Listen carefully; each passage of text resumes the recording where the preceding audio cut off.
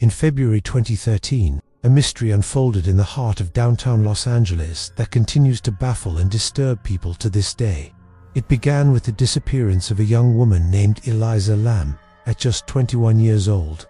Elisa was a bright and adventurous college student from Canada. She was on a solo trip, exploring the West Coast, documenting her journey through photos and her personal blog.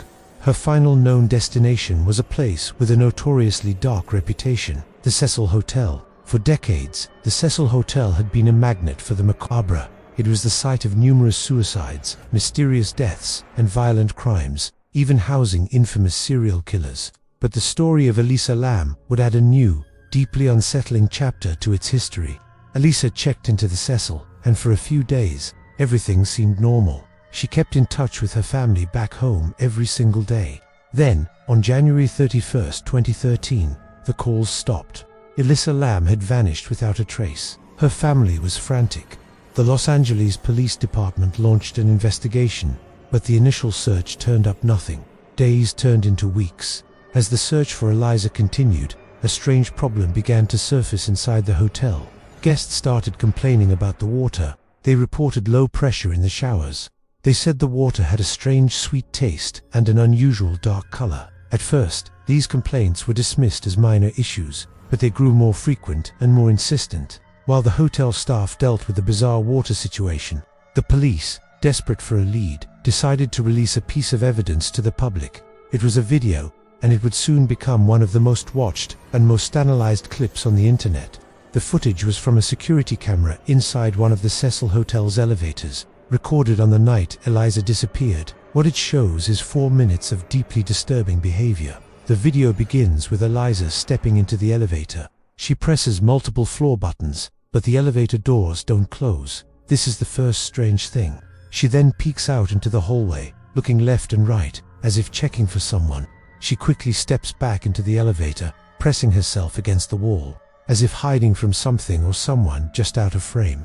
Her movements become even more erratic. She steps back out into the hallway, and her hands begin to move in a bizarre, unnatural way. She gestures and contorts her fingers, almost as if she's having a conversation with someone invisible. Her actions are disjointed, frantic, and filled with an apparent fear that we, the viewers, can't understand because we can't see what she sees. After a few moments of this strange display, she walks off to the left, down the hallway, and out of the camera's view. The elevator doors, which had remained open the entire time, finally close. This was the last time anyone saw Elisa Lam alive. The video went viral almost instantly. Millions of people around the world watched it, trying to make sense of what they were seeing. Theories exploded online. Was she on drugs? Was she being pursued by someone? Or was she experiencing a severe psychotic episode? The video raised far more questions than it answered, and it created an army of amateur detectives, all determined to solve the puzzle of her disappearance. Back at the Cecil Hotel, the water complaints had reached a breaking point.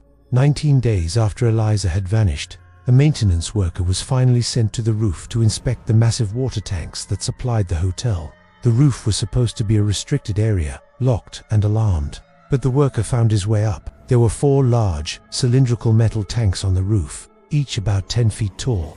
As he approached them, he noticed something was wrong. The lid on one of the main tanks was open. He climbed the ladder to look inside. What he found would send a shockwave of horror around the globe.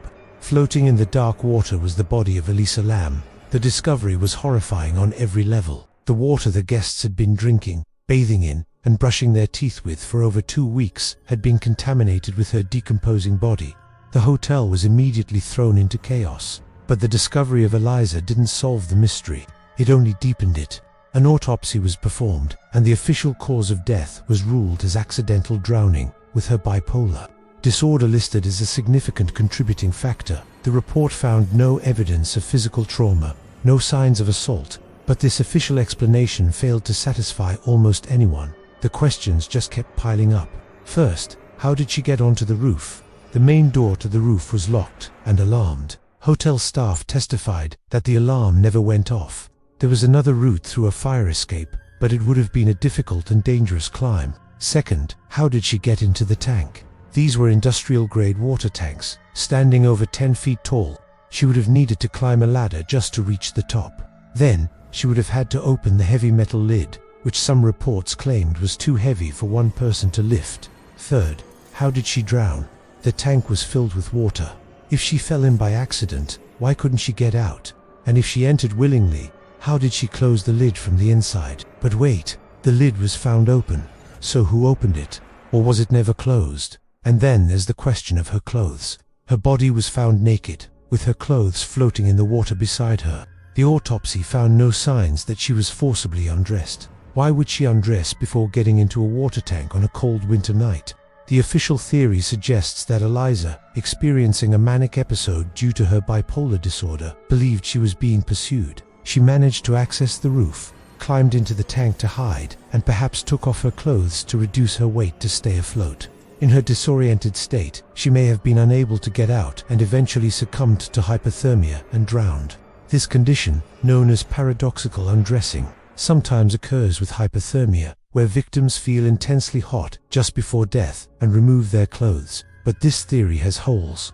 Many argue that it would have been nearly impossible for her to do all of this alone, especially lifting the heavy lid.